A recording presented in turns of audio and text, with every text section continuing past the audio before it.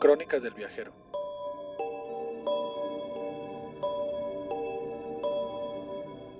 Capítulo 9. El tablero y el mazo. Caminé por el pasillo. Era de noche y un sueño me había despertado. Bueno, mejor dicho, una pesadilla me había despertado. Haciendo que me levantara de la cama rápidamente. Tenía una gatita gris que me observó igual de asustada que yo. Dormía conmigo en una orilla de la cama y se encontraba agazapada lista para brincar del susto que le metí. Perdóname, pequeña. Le dije tocándome la cara y el cabello mirando hacia abajo. La cosa con mis sueños era que generalmente se hacían realidad, pero el problema era que mis pesadillas también. Trataba de tomarlas como una advertencia, pero cuando las tenía, corría con mi abuelita, y esa noche no fue la excepción. Era sábado, y solo estábamos ella, Diabal y yo. Diabal era mi gatita. Mi abuela le había puesto ese nombre porque le habían dicho que existía una película animada, en donde el animal ayudante de una bruja se llamaba así. Ella bromeaba con mi padre con el nombre de mi gatita. Él hacía rabieta porque mi abuela le decía que era su ayudante y ella se partía de risa. Yo no entendí la referencia hasta muchos años después, pero yo estaba enamorado del hermoso animalito gris de ojos aceitunados. Solo estábamos los tres en casa, ya que mi abuelo se había ido al pueblo con sus amigos y esa pesadilla me había asustado mucho. Quería ir a contársela. Mi abuelo decía que para evitar que se cumplieran los augurios de mis pesadillas, se los contara lo más pronto posible a alguien, para así cambiar la probabilidad de que eso ocurriera. Pero sobre todo, quería ir porque tenía miedo. Diabal brincó de la cama y yo quería llegar con mi abuelita y quedarme acompañado con ella. Así que salí del cuarto rápidamente, con Diabal detrás. Abuelita, Susurré después de caminar un poco y llegar a la puerta de su cuarto que se encontraba entreabierta. En mi casa del rancho solo había un foco en la entrada. Si necesitábamos luz en la noche, adentro utilizábamos velas. La oscuridad no era algo que me diera miedo. Ya estaba acostumbrado, y mi cuarto estaba muy cerca del de mi abuela. Pero esa noche ella no contestó cuando abrí bien la puerta. abuelita, Repetí otra vez en un susurro. Tal vez estaba muy dormida y no me había escuchado la primera vez, pero un sonido llamó mi atención.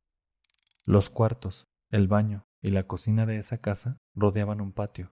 Entonces, desde cualquier punto donde estuviera, podía ver la entrada de cada uno de sus lugares, con la entrada que tenía el único foco a mi derecha y la troque al fondo, de la cual pude distinguir una tenue luz por debajo de la puerta. Quise acercarme, pero ya había tenido problemas por querer ver dentro de ella, así que mejor entré al cuarto de mi abuela. Tenté a mi izquierda, donde sabía que había un mueble de madera con una lámpara que contenía una vela dentro, y la encendí con los cerillos que tenía a un lado. Desde que uno de esos cerillos me dio luz, pude notar que mi abuela no estaba en su cama. Metí la mano en la lámpara y prendí la vela que me dio la flama más grande. Acerqué la lámpara a la cama, solo para cerciorarme de que había visto bien, y salí al pasillo de nuevo. Pasaba la medianoche. Era raro que mi abuelita no estuviera en su cama a esa hora, y no había escuchado llegar a mi padre en su escandalosa camioneta. Entonces, la luz que provenía de la troje debía ser ella, o al menos eso esperaba. Caminé hacia el fondo de la casa despacio. Solo llevaba calcetines y comencé a sentir más frío mientras escuchaba poco a poco, más claramente, un sonido que provenía de la troje, que para mi sorpresa también estaba entreabierta. Mi padre era muy estricto con dejarla siempre cerrada con un candado, así que el hecho de poder solo entrever un poco por la puerta hizo que mis nervios se pusieran de punta por la emoción, que era una sensación entre miedo y curiosidad. ¿por qué no me das una fecha exacta?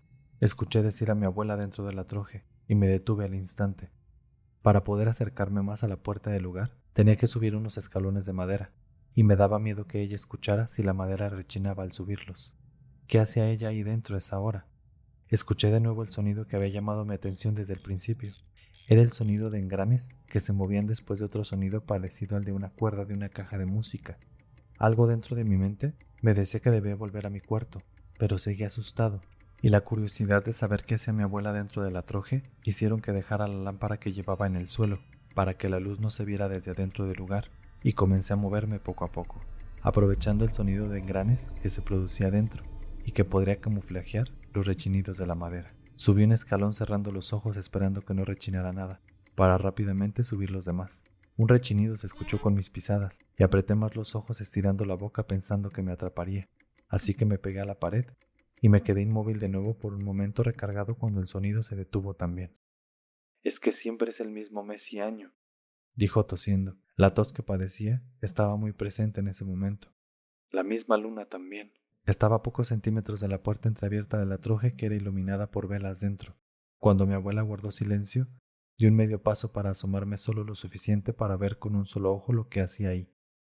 Se encontraba sentada en medio del lugar. Estaba sentada hacia la pared izquierda. Tenía 2 cirios prendidos a cada lado de una mesa que tenía algo encima. Me asomé un poco más para ver con más claridad, cuando ella levantó un brazo y dio cuerda a un artefacto cuadrado con círculos en medio. Giró la cuerda 3 veces y el artefacto se activó, haciendo sonar sus engranes. Los círculos de en medio comenzaron a dar vueltas, al igual que unas manecillas que comenzaban desde el centro de lo que parecía un reloj, pero tenía 6 o 7 puntas que giraron al contrario de los 6 o 7 aros que conformaban un círculo.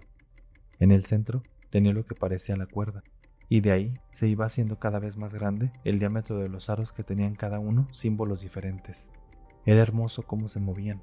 Unos aros giraban más rápido y otros más lento, unos hacia un lado y otros hacia el otro, al igual que las manecillas, que giraban como danzando entre ellas y los aros por un momento hasta que se detuvieron. Mi abuela apoyó sus manos sobre su cabeza.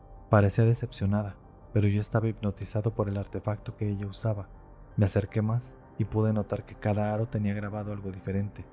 Uno tenía letras, otro tenía números, otro tenía símbolos raros, y en mi embelesamiento olvidé que si me acercaba demasiado, la puerta de la troje se movería, y así fue, haciendo un rechinido, y mi abuela volteó automáticamente. ¿Josué? Preguntó mi abuela, pero yo ya me había pegado a la pared otra vez para después comenzar a bajar los escalones rápidamente. Tomé la lámpara del suelo y soplé la vela. Corrí descalzo hasta el cuarto de mi abuela, mientras escuchaba cómo ella abría la puerta de la troje. Josué, ¿ya llegaste? Dijo ella tosiendo desde la puerta. Yo me agaché y comencé a gatear por el pasillo, ya que de un lado tenía las paredes de adobe que formaban la casa y del otro tenía unas medias barras de ladrillo pintado de color rosa, llenas de macetas con geranios de colores que me ayudarían a esconderme en la oscuridad y llegar a mi cuarto agachado para después meterme en la cama como si nada hubiera pasado, completamente agitado. Agradecí que mi abuela fuera fanática de las flores y las hierbas, ya que tenía latas de metal y macetas llenas de ellas, tanto en la media barra de ladrillo como en el techo de la mina. Después de un momento de silencio, escuché que mi abuela recogía las cosas en la troje y luego hizo sonar el candado que siempre ponían cuando la cerraban. Ella comenzó a caminar y yo me volteé en la cama mirando hacia el otro lado de la puerta y cerré mis ojos para hacerme el dormido. Sí sabías que las velas huelen cuando las apagas, ¿verdad? Preguntó ella tranquila desde la puerta de mi cuarto. Yo me tensé y continué mi actuación de dormido. Y que los cerillos que uso para prender la lámpara los tiro al bote de la basura después de usarlos. Continuó ella, y yo apreté los ojos sin voltear, recordando que el cerillo de madera quemado lo había dejado tirado en el suelo después de prender la vela de la lámpara. ¿Cómo? Respondí adormilado, en un último intento porque mi abuela creyera que estaba dormido. Abuelita, ¿qué pasa? No te hagas. Dijo ella que ya estaba en el borde de la cama picándome el costado y yo me reí de las cosquillas que me provocó. No sé de qué me hablas. Le dije riendo mientras ella continuaba haciéndome cosquillas y yo reía sin parar. Confiesa, Gritó ella riendo también incrementando las cosquillas. eres un espía. No, solo fui al baño. Le dije en medio de las carcajadas y ella tomó uno de mis pies que ya estaba fuera de las cobijas. Buscó la planta de mi pie con sus manos y comenzó a hacerme más cosquillas. Dime lo que viste, niño espía. Gritó ella riendo. Está bien, está bien. Dije al fin. Las cosquillas me hacían confesar. Fui a buscarte a tu cuarto y no estabas. ¿Y se te atravesó la troja en el camino? Dijo ella aún riendo y acostándose a mi lado. Solo vi que había luz y quise ver si todo estaba bien. Le dije abrazándola. ¿Qué tal que una entidad maligna se había colado por algún ritual de mi papá? Pues la entidad estaba viéndome desde la entrada. Contestó ella riendo estridentemente al igual que yo. Tuve un sueño, abuelita. Le dije cuando el estómago me dolía de tanto reír y nos quedamos acostados viendo el techo. Fue un mal sueño. Por eso fui a tu cuarto y no estabas. ¿Qué soñaste? Me preguntó girando un poco la cabeza. Fue raro. Estaba en medio de árboles, pero unas figuras me perseguían. Tenía que correr, pero no sabía para dónde. Le expliqué. ¿Y las figuras? ¿Qué eran? Me preguntó. Eso era lo raro. No eran monstruos, eran personas, o al menos tenían forma de persona. No eran muertos ni nada de eso, pero en ese sueño Yo corría de ellos con muchísimo miedo. Le conté.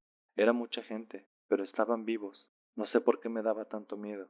Estaba como perdido sin saber para dónde correr. Pues yo les temo más a los vivos que a los muertos. Dijo ella con una sonrisa abrazándome. Pero no te preocupes, fue solo un mal sueño. Pero mis sueños se cumplen. Le dije. Me lo vas a platicar muchas veces para que no se cumpla. Me contestó. ¿Qué, qué hacías en la troje? Le dije sintiendo su respiración en mi cabello y nervios de que quisiera contestarme. Revisaba unas cosas. Me respondió. ¿Qué era eso a lo que le dabas cuerda? Volvió a preguntar. No te voy a decir, espía. Me contestó. Ándale, ya te conté mi sueño. Te toca contarme tú a mí. Le dije levantando la cabeza un poco. Solo si me das todos los detalles que recuerdes de ese sueño feo que tuviste. Ya te lo conté. Le respondí. Sí, pero debes contármelo con más detalles y completo. Está bien. Acepté tratando de recordar lo más que podía. Estaba consultando el tablero de tu padre. Me dijo ella desconcertándome. Creía que primero debía contarle más del sueño. ¿Un tablero? Le pregunté. Sí, da respuestas a preguntas que tengas. Me explicó. ¿Y qué le preguntabas? Parecías triste. Es como cuando viene gente a que tu papá les lea las cartas y que no les gusta lo que escuchan. Continuó. El tablero a veces da respuestas que no me gustan. ¿Cuándo podré entrar en la troje? Le pregunté. Tenía ya 13 años de edad, por lo que tenía 6 años viviendo con ellos. Hay un tablero que responde preguntas y no puedo usarlo. También puedes preguntarle a las cartas. Me respondió, ya que era de los pocos artículos de trabajo de mi padre que él me permitía tocar. Un mazo de tarot que él me había enseñado a interpretar. Las personas acudían a consultar su tarot porque nadie predecía lo que iba a pasar como él. Además, su mazo de cartas era único.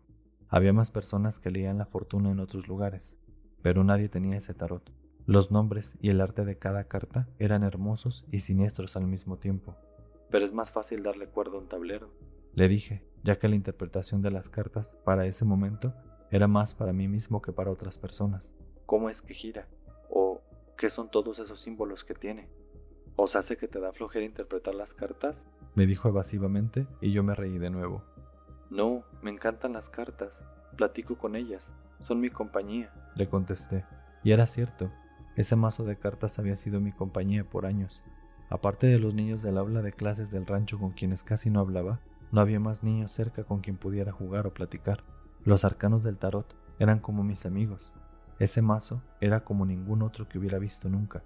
Mi padre tenía varios mazos guardados, pero ese en específico, el que él utilizaba para leer a las personas, tenía cartas hechas por otros viajeros que hubo antes que mi abuelo, con notas, correcciones y arcanos que solo él conocía. Era un tarot muy viejo. Mi padre me permitía interpretarlo para enseñarme, pero él se había encargado de pintar lo que se había despintado y corregir lo que las mismas cartas le iban enseñando. Era como si tuvieran vida propia, como si susurraran y fueran dictando lo que había que hacer. Era como entrar en un mundo al hacer una lectura con ellas, un mundo donde podías leer por siempre y vivir para siempre. Un día, te prometo que yo misma te mostraré el tablero y toda la troje, me aseguró, y yo sonreí emocionado. ¿Cuándo? Le pregunté insistiendo. Estoy esperando a que el tablero me diga cuándo, me contestó, y yo recordé que ella rebuscaba una fecha al estarlo usando, así que le creí. Está bien, le dije pensativo. ¿Qué pasa? Me preguntó. Es que he tratado de leer la cabeza de mi papá, y la tuya también, le contesté. Incluso las cartas, pero creo que aún no he aprendido bien a interpretarlas. ¿Y qué buscas? Volvió a preguntar tocándome la cara. Sus manos eran arrugadas, pero siempre fueron suavecitas. Es que no tengo a nadie, le dije al recordar las cartas de mi padre que eran mis únicas compañeras, pero que en realidad solo yo podía verlas. Tengo un hermano, o al menos tenía un hermano.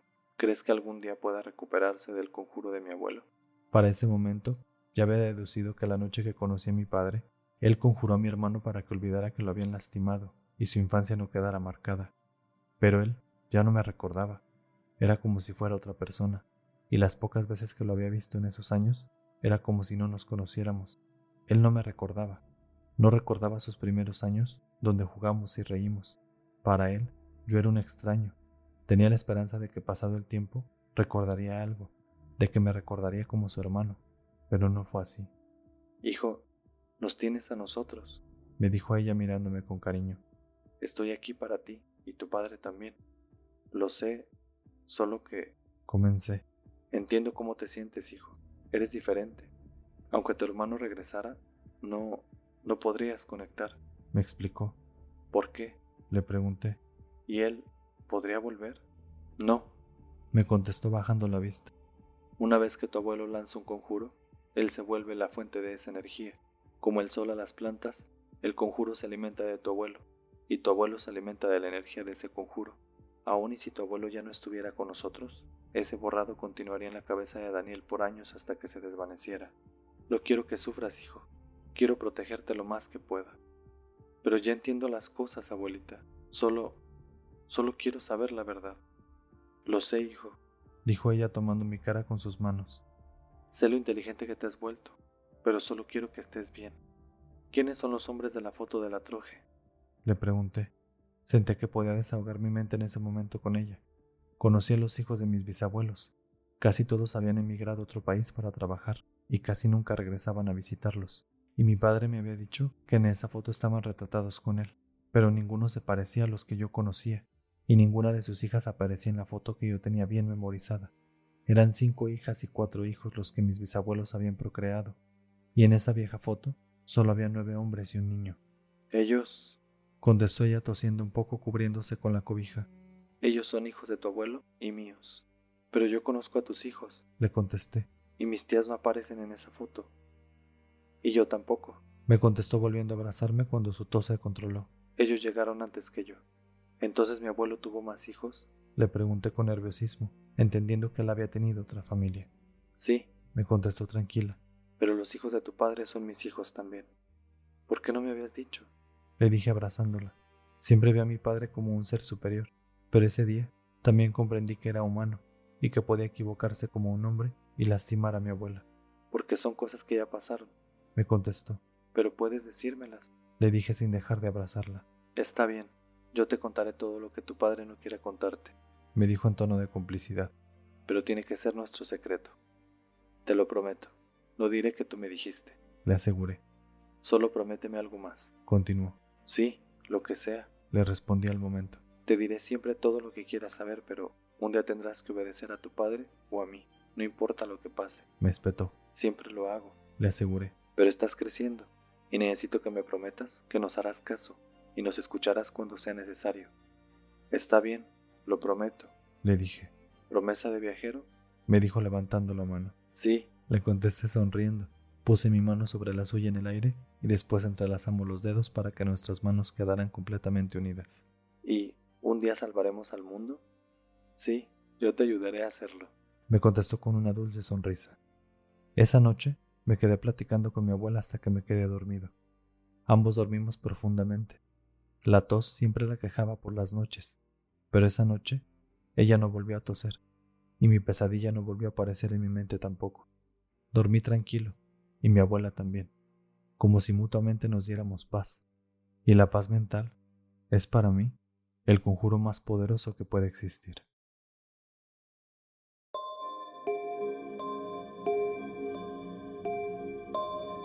Crónicas del viajero.